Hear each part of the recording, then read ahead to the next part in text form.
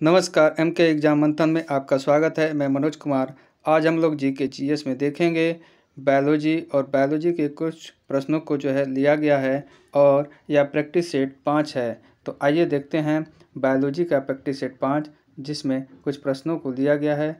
इनकी व्याख्या जो है अच्छी तरीके से की जाएगी, तो ध्यान से देखिए। इसमें पहला सवाल है, वह ऊतक जो एक हड्डी को दूसरी हड्डी से जोड़ता है उसे क्या कहा जाता है? जोड़ने का जो काम करता है एक हड्डी से दूसरी हड्डी से, उसे क्या कहा जाता है? ऑप्शन है वसामय ऊतक, उपास्थि, उपकला या स्नायु। इसमें से कौन सा ऑप्शन सही है? तो इसका सही ऑप्शन है स्नायु। स्नायु जो है यह एक हड्डी से दूसरी हड्डी को जोड़ने का काम करता है। यह जो है ऊतक जो है एक हड्डी से दूसरी हड्डी को जोड़ता है, यह स्नायु या लिगामेंट कहलाता है। वहीं एक अस्थि, एक पेशी को जो है दूसरी हड्डी को जो है जोड़ने का काम जो करता है, उसे हम टेंडम या कंडरा कहते हैं। तो इसका सही जवाब होगा द यानी कि स्नायु। आइए अब अगला प्रश्न देखते हैं। रक्त का वह घटक जो संपूर्ण रक्त वाहिनियों में इसके थक्का बनने को रोकता है, वह कौन सा है, क्या है? एंटीबॉडी कहलाता है, या हिपेरिन कहलाता है, या थ्रोम्बिन कहलाता है, या द हीमोग्लोबिन कहलाता है? कौन सा ऑप्शन इसमें सही है? तो इसका सही जवाब है ब यानी हिपेरिन। हिपेरिन जो है वह रक्त को, जो शरीर में रक्त होता है, ब्लड होता है, उसे थक्का जमने में जो है रोकता है, क्योंकि यह जो है इसमें एंटीक्लोटिन जो है तत्व पाए जाते हैं, जिसके कारण से रक्त को जो है थक्का जमने नहीं देता है। जबकि लाल रुधिर जो कणिकाएं होती हैं उसमें लोहा या लौह युक्त हीमोग्लोबिन होता है, और प्रतिरक्षी और प्रतिजन या एंटीबॉडी और एंटीजन विशेष प्रकार की जो है इसमें क्या होती है, प्रोटीन होती है। एंटीजन लाल रुधिर कणिका की कला में होती है, जबकि एंटीबॉडी जो होती है वह प्लाज्मा में पाई जाती है, जो रोगों से लड़ने में क्या होती है, सहायक होती है। रोगों से लड़ने में सहायक होती है। इस तरीके से इसका ऑप्शन जो है कौन सा सही होगा? वो ऑप्शन सही होगा। आइए अगला प्रश्न देखते हैं। प्रश्न नंबर 3, लैंगरहैंस की दीपिकाएं किस में पाई जाती हैं? लैंगरहैंस की दीपिकाएं किस में पाए जाते हैं? अमाशय में, यकृत में, अग्नाशय में, या हृदय में? किस में पाई जाती हैं? तो इसका सही जवाब क्या होगा? अग्नाशय। अग्नाशय में जो है लैंगरहैंस की दीप कोशिकाएं पाई जाती हैं। जो लैंगरहैंस दीप की जो बीटा कोशिका होती है, यानी कि अग्नाशय में उस बीटा कोशिका से जो है क्या होता है, इंसुलिन का स्रावण होता है। इंसुलिन का स्रावण होता है, और यह इंसुलिन जो है ग्लूकोज या शुगर को जो है कंट्रोल करने का काम करता है शरीर में। अगर इंसुलिन का उत्पादन जिस व्यक्ति के शरीर में नहीं होता है, तो उसे बाहर से इंसुलिन का इंजेक्शन लगाना पड़ता है। इंसुलिन जो है यह क्या करता है, जब शरीर में ग्लूकोज होता है, शुगर होता है, तो उसको इकट्ठा करने या संग्रहित करने का काम करता है, जिसे हम ग्लाइकोजेनेसिस कहते हैं। क्या कहते हैं? जेनेसिस कहते हैं। यानी कि ग्लूकोज के कई अणुओं के मिलने से क्या बनता है, ग्लाइकोजन बनता है, और यह जो बनता है जिस प्रक्रिया में, उसे हम ग्लाइकोजेनेसिस कहते हैं। लेकिन जब शरीर को ग्लूकोज की आवश्यकता होती है, तो इस कंडीशन में ग्लूकोज के जो अणु होते हैं, यानी कि ग्लाइकोजन, वह जो है फिर ग्लूकोज अणुओं में टूट जाते हैं। इस प्रक्रिया को हम ग्लाइकोलिसिस कहते हैं। क्या कहते हैं? ग्लाइकोलिसिस कहते हैं। इसमें जो ग्लाइकोजन होता है वह टूट जाता है ग्लूकोज में। तो इसका सही ऑप्शन क्या होगा? स यानी कि अग्नाशय में जो है लैंगरहैंस की दीप कोशिकाएं पाई जाती है। अगला देखें, एंजाइम रासायनिक रूप से होते हैं। क्या होते हैं? लिपिड होते हैं, अम्ल होते हैं, कार्बोहाइड्रेट होते हैं, या प्रोटीन होते हैं? इसमें से कौन सा ऑप्शन सही है? तो इसका सही ऑप्शन है प्रोटीन। एंजाइम जो है वह रासायनिक रूप से प्रोटीन होते हैं और इसमें एंजाइम की सूक्ष्म प्रक्रिया में भाग लेने वाले ये पदार्थ किसी एक के साथ मिलकर क्या करते हैं, सक्रिय कर देते हैं। जो भी रासायनिक क्रियाएं होती हैं शरीर में उनको सक्रिय कर देते हैं, तेज कर देते हैं। इस पदार्थ को जो उससे जुड़ता है उसे हम सबस्ट्रेट कहते हैं। और प्रत्येक एंजाइम जो है अपने एक पीएच मान के, जो पीएच मान है उसके माध्यम से क्या होता है, पूर्ण होता है। तो इस तरीके से इसका सही जवाब होगा प्रोटीन, यानी एंजाइम एक तरह के प्रोटीन होते हैं जो शरीर में जो है उत्पन्न होते हैं। अगला देखें, निम्नलिखित में से कौन सा अम्ल विटामिन बी है? विटामिन बी है, इसमें पहला है फार्मिकम, एस्कॉर्बिकम, मैलिकम और पामिटिक अम्ल। इसमें कौन सा ऑप्शन जो है सही है? तो इसमें वो ऑप्शन जो है सही है एस्कॉर्बिक अम्ल। एस्कॉर्बिक अम्ल को जो है सामान्यतः विटामिन सी के नाम से जाना जाता है और विटामिन सी की कमी से मसूड़े जो है सड़ने लगते हैं, जिसे हम स्कर्वी रोग कहते हैं। क्या कहते हैं? स्कर्वी रोग। और इसी के कारण से जो है, या विटामिन सी के कारण से जो है होता है। और इस तरीके से विटामिन सी की कमी को पूरा करने के लिए नींबू, टमाटर, सब्जियां और आलू, अन्य जो फल हैं या सब्जियां हैं उनको खाने से विटामिन सी की कमी जो है पूरी हो जाती है। इस तरीके से इसका ऑप्शन क्या होगा? सी ए ब, यानी स्कर्वी अम्ल। आइए अगला देखते हैं, स्कर्वी रोग किसकी कमी के कारण होता है? अभी बताया गया विटामिन सी की कमी के कारण से स्कर्वी रोग होता है। और वहीं पे देखें विटामिन ए की कमी से जो है, विटामिन के की कमी से जो है हम देखें तो रक्त का जो है थक्का नहीं बनता है, रक्त थक्का नहीं जमता है। अगर शरीर में विटामिन के की कमी होती है तो ऐसे कंडीशन में जो है रक्त जो है थक्का नहीं बनता है। अगर कभी कट जाता है किसी व्यक्ति को और उसमें विटामिन के की कमी है तो उसका रक्त जो है थक्का नहीं बनेगा, जिसके कारण से उसका ब्लड जो है बहता रहेगा। ऐसी स्थिति में उसे चिकित्सक के पास ले जाना तुरंत बहुत ज़रूरी होता है। तो इस तरीके से विटामिन के रक्त थक्का बनाने में सहायता करता है। वहीं विटामिन के की बात कर, विटामिन सी की बात करें, सी की बात कर लें, विटामिन डी की बात करें। विटामिन डी जो है या इसकी कमी से रिकेट्स या सूखा रोग हो जाता है, जिसमें हड्डियां जो है कमज़ोर हो जाती है, भंगुर हो जाती हैं। तो इस तरीके से विटामिन डी के कारण जो है हड्डियाँ कमज़ोर होती हैं। विटामिन ए की बात करें तो विटामिन ए की कमी से जो है रतौंधी रोग होता है। क्या होता है? रतौंधी रोग होता है। और साथ ही इस रतौंधी रोग में रात के समय व्यक्ति को जो है नहीं दिखाई देता है। इसके अलावा आँखों में जो है शुष्क आता है, आँखें जो हैं शुष्क हो जाती हैं विटामिन ए की कमी से। तो इस तरीके से इसका सही ऑप्शन क्या होगा? Vitamin C. अगला प्रश्न देखें, HIV मुख्यतः संक्रमित करता है, किसे संक्रमित करता है? या साइटोटॉक्सिक टी लिम्फोसाइट को, या सहायक लिम्फोसाइट को, या किलर लिम्फोसाइट को, या कोशिका मध्य की टी लिम्फोसाइट को। यानी ये किसे प्रभावित करता है? मानव में या ह्यूमन में? HIV का पूरा नाम जो होता है ह्यूमन इम्यूनोडेफिशिएंसी वायरस होता है। तो इसका सही जवाब होगा सहायक लिम्फोसाइट कोशिकाओं को।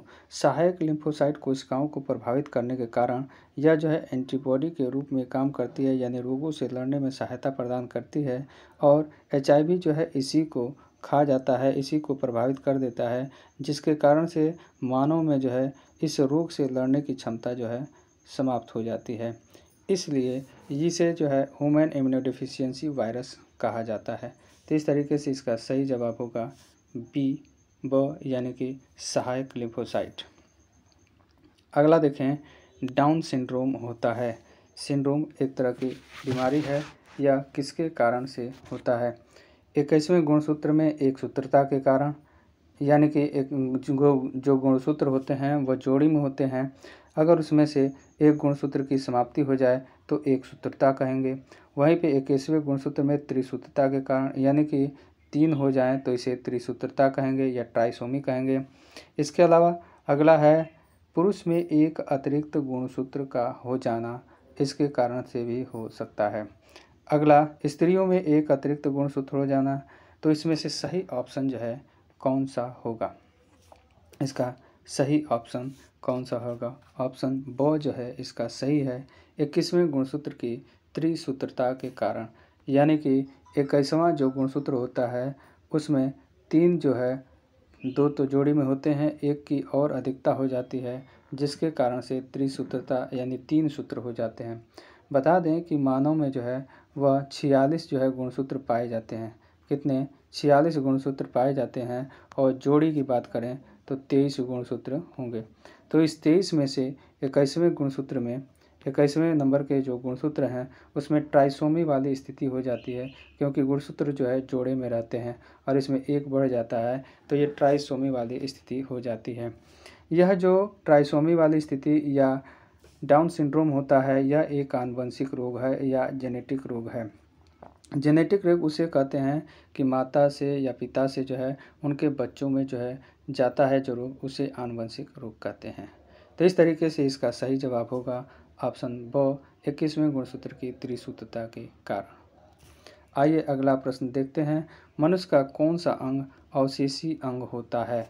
अवशेषी अंग, कर्णपल्लव पेशियाँ, कर्णपल्लव, क्षुद्रांत या दांत, इसमें से कौन सा ऑप्शन सही है? इसमें अवशेषी अंग की बात की जाए, ऐसे अंग जो मानव में आज जो है उपयोग में नहीं है, सिर्फ जो है वह अंग जो है उसके कुछ अवशेष बचे हुए हैं, ऐसे अंगों को अवशेषी अंग कहा जाता है। मानव में ऐसे कई तरह के अवशेषी अंग हैं। तो इसमें मनुष्य का कौन सा अवशेषी अंग होता है? तो इसमें ये है, ए जो है इसका सही जवाब है। अवशेषी अंग में हम देखें, जैसे कर्णपल्लव, कर्ण यानी कि कान की हमारी जो होती है उसे हम कान को हिला डुला नहीं सकते हैं, जबकि जो जानवर होते हैं अपने कानों को जो है हिला सकते हैं आसानी से, तो उनमें जो है पेशियाँ पाई जाती है होती हैं, जबकि हमारे में पेशियाँ तो हैं लेकिन निष्क्रिय हो गई है, इसका कोई उपयोग नहीं है। उसके जगह पे, कानों की जगह पे हम जो है हाथों का प्रयोग करके किसी भी चीज़ को हटा सकते हैं वहाँ से, इसलिए इसका प्रयोग बंद हो जाने के कारण यह अवशेषी अंग के रूप में हो गया है। तो इसका सही जवाब क्या होगा? अ यानी कि कर्णपल्लव पेशियाँ। अगला देखें, थ्रोम्बोप्लास्टिन कहाँ से रक्त स्कंदन के लिए प्राप्त होता है? या लाल रक्त कणिका से, या प्लेटलेट से, या मोनोसाइट से, या लिम्फोसाइट से, इसमें से कौन सा जवाब जो है सही है? सही जवाब है इसका प्लेटलेट से। मानव रक्त में आरबीसी, डब्ल्यूबीसी, प्लेटलेट्स या प्लाज्मा, ये चीज़ें जो है मिलकर रक्त का निर्माण करती है, जिसमें प्लेटलेट से जो है क्या मिलता है? प्रोथ्रोम्बोलास्टिन जो है मिलता है, और इसकी वजह से जो रक्त होता है उसके स्कंदन यानी थक्का जमने में सहायक होता है। इसमें होता है क्या है, थ्रोम्बोप्लास्टिन जो है एक जाल का निर्माण कर देता है, जिसमें जो ब्लड कोशिकाएं होती हैं आरबीसी और डब्ल्यूबीसी, वह कोशिकाएं आके इसमें फंस जाती हैं, जिसके कारण से थक्का बनना शुरू हो जाता है और रक्त जो बहता रहता है वह बहना बंद हो जाता है। तो इस तरीके से यह जो है काम होता है। तो इसका सही जवाब है प्लेटलेट से जो है थ्रोम्बोलास्टिन जो है प्लास्टिन पाया जाता है, और जो रक्त को थक्का जमने में सहायता प्रदान करता है। आइए अगला प्रश्न देखते हैं। एंट अमीबा हिस्टोलिटिका से होने वाले रोग का नाम बताइए। कौन सा रोग होता है? मलेरिया होता है, पेचिस होता है, टाइफाइड होता है, या पीलिया होता है? कौन सा रोग इससे होता है एंट अमीबा हिस्टोलिटिका से? तो इसका सही जवाब है ब, यानी कि पेचिस रोग होता है। एंट अमीबा एक प्रोटोजोआ है, जिसके कारण से क्या होता है? पेचिस हो जाता। वहीं एक और इसकी प्रजाति स्पीसीज है जिसे एंट अमीबा जिंजेलिस कहते हैं, जो दांतों के मसूड़ों में पाया जाता है, जिसके कारण से पायरिया हो जाता है। क्या होता है? पायरिया जो है हो जाता है एंट अमीबा हिस्टोलिटिका से। वहीं टाइफाइड जो है वह किससे होता है? टाइफाइड हम बताएं साल्मोनेला टाइफी एक बैक्टीरिया होता है जिसके कारण से टाइफाइड रोग हो जाता है। वहीं मलेरिया जो है प्लाज्मोडियम वाइवेक्स से होता है जो एक प्रोटोजोआ है। और पीलिया जो है एक वायरस जनित रोग है जो दूषित पानी या जल भोजन ग्रहण करने से जो है होता है। तो इस तरीके से इसका सही जवाब है पेचिस। एंटमीबा हिस्टोलिटिका से पेचिस होता है। आइए अगला देखते हैं, बीमारी फैलाने वाले एजेंट को क्या कहते हैं, यानी कि जिसके कारण से बीमारी फैलती है उस एजेंट को क्या कहते हैं। सिक्रेटिन, प्रोलैक्टिन, एमाइलेज, पैथोजन, क्या कहेंगे इसमें से। इसका सही जवाब है पैथोजन कहते हैं, यानी कि जिससे बीमारी फैलती है वह पैथोजन कहलाते हैं। जबकि प्रोलैक्टिन और सिक्रेटिन जो है एक तरह के क्या हैं, हार्मोन है। इनके कारण से जैव रासायनिक क्रियाएं जो है तेज हो जाती है मानव शरीर में। तो इसका सही जवाब है पैथोजन। अगला हम देखें क्वेश्चन नंबर 13, खाद्य श्रृंखला में शाकाहारी है प्राथमिक उत्पादक व प्राथमिक उपभोक्ता, इसके बाद से द्वितीयक उपभोक्ता और अगला है अपघटक। इसमें से कौन जो है शाकाहारी होता है। सही जवाब है इसका प्राथमिक उपभोक्ता जो है शाकाहारी होता है। शाकाहारी में पौधे आते हैं, प्राथमिक उत्पादक आते हैं।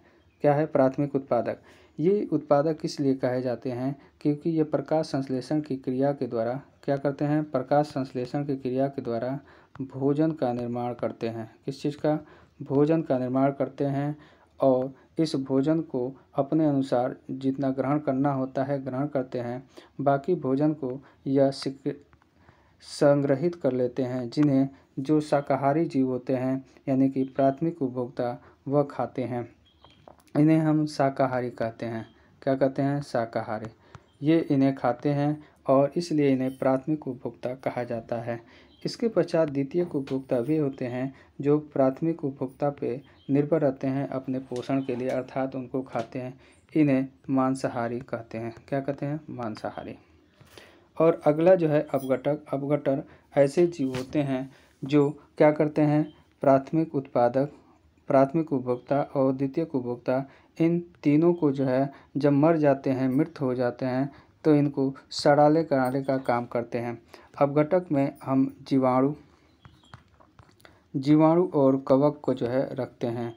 ये जो है इन्हें सड़ाने गलाने का काम करते हैं और इनसे अपनी एनर्जी या पोषण प्राप्त करते हैं। तो इस तरीके से खाद्य श्रृंखला में शाकाहारी है कौन से, प्राथमिक उत्पादक जो है खाद्य श्रृंखला में शाकाहारी कहे जाते हैं। खाद्य श्रृंखला में शाकाहारी कौन है, प्राथमिक उपभोक्ता हैं शाकाहारी। ये जो है उत्पादक कहा जाएगा।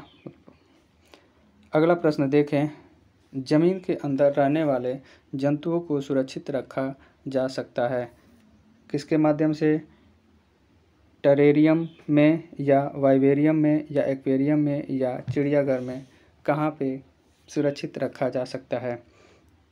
इसका सही जवाब है टेरेरियम। टेरेरियम क्या होता है, ज़मीन के अंदर रहने वाले जंतुओं को जो है सुरक्षित रखने की एक व्यवस्था है जिसमें जंतुओं को सुरक्षित रखा जा सकता है। वहीं वाइवेरियम में जो वायु में जीव रहते हैं उनको रखने की एक व्यवस्था है। वहीं एक्वेरियम में जो जलीय जीव होते हैं जैसे घरों में मछली आदि को जो है लोग रखते हैं एक छोटा सा पॉन्ड बना के, जिसे एक्वेरियम कहते हैं। वहीं चिड़ियाघर में जीव जंतु जो होते हैं उनको जो है सुरक्षित रखा जाता है। तो इस तरीके से इसका सही जवाब है टेरेरियम। आइए अगला प्रश्न देखते हैं, जो व्यक्ति स्कार्बिक अम्ल वाला अधिक आहार लेते हैं उन्हें नहीं होता है, क्या नहीं होता है, रिकेट्स, पेलाग्रा, स्कर्वी या बेरी रोग नहीं होता है। इसका सही जवाब क्या होगा, स्कर्वी रोग नहीं होता है। अभी बताए हैं स्कर्वी रोग जो है विटामिन सी की कमी से होता है और इसकी कमी के कारण जो है मसूड़े जो है सड़ने लगते हैं। तो इसका सही जवाब है 100।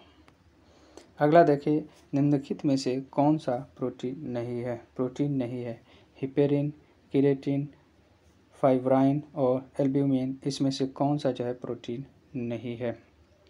तो इसका सही जवाब है ए, हिपेरिन जो है इसमें प्रोटीन नहीं है, बल्कि यह सल्फेट ग्लाइकोसैमिनोग्लाइकान है। सल्फेट ग्लाइकोसैमिनोग्लाइकान साइमान है, जबकि यह जो है क्रिएटिन, फाइब्रिनिन और एल्बुमिन ये क्या है, प्रोटीन है। और हिपेरिन क्या करता है, रक्त को जो है थक्का बनने से शरीर में रोकता है।